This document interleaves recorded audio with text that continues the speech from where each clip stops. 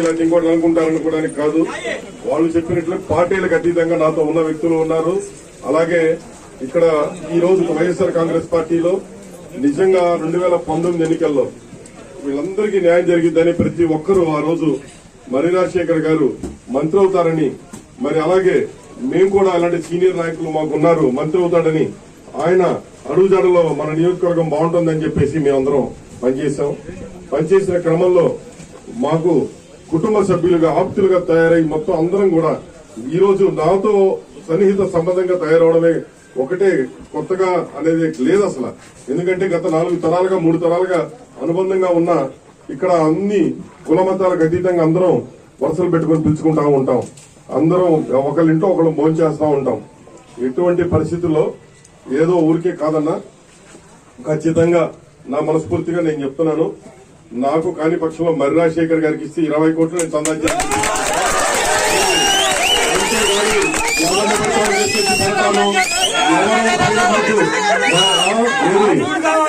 పైన CM office కి పిలిచి ఎవరో 2-3 చెబితే వినడానికి అంత భయపడటానికి కాదు. నియోజకవర్గం ఈసారి ప్రతి ఒక్క కార్యకర్తని బాగా చూసుకోవాలి, బాగుండాలి.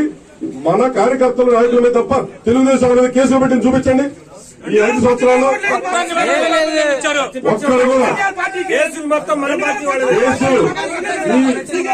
ఓపెన్ గా చెప్తున్నా. మరి మా వైస్ చైర్మన్ గారు కొలిశెట్టి శ్రీనివాసరావు అన్న గారు అందరూ 6.5 కోట్ల పైన తీసుకొని 3 కోట్లు ఇచ్చి 2.5 కోట్లు కొట్టి ఈ రోజు పోయి గుంటూరులో కూర్చుంది. కాదని ఆయన ద్వారా అడగండి. నాకు 6.5 కోట్లు ఇవ్వాలి. నేను ఇందాక సజ్జల దగ్గర అడిగితే ఆ అమ్మాయి ఇచ్చింది వదిలేయన్ని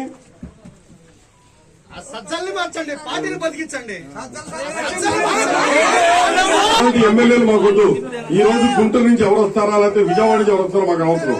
చిలకలూరుపేట వ్యక్తిగా ఇక్కడ నేను ఉన్నానా లేదా అనే దానికన్నా చిలకలూరుపేట వ్యక్తిని, నిజమైన వ్యక్తి, కరెక్ట్ అయిన వ్యక్తిని పెట్టండి. నిన్న చిలకలూరుపేట వ్యక్తిని ఇచ్చారు. ఒక ఆడపిల్ల కష్టం తెలుసన్నారు, అదన్నారు, ఇదన్నారు. మీరు అన్నట్లే ప్రతి ఒక్కళ్ళు ఏదేదో పాటలు పెట్టారు. అందుకే ఎవరన్నా పాటలు తయారు చేయించమంటే ఎందుకురా బాబు పాటలు తయారు చేస్తే మనకు అచ్చుకోవట్లేదన్న.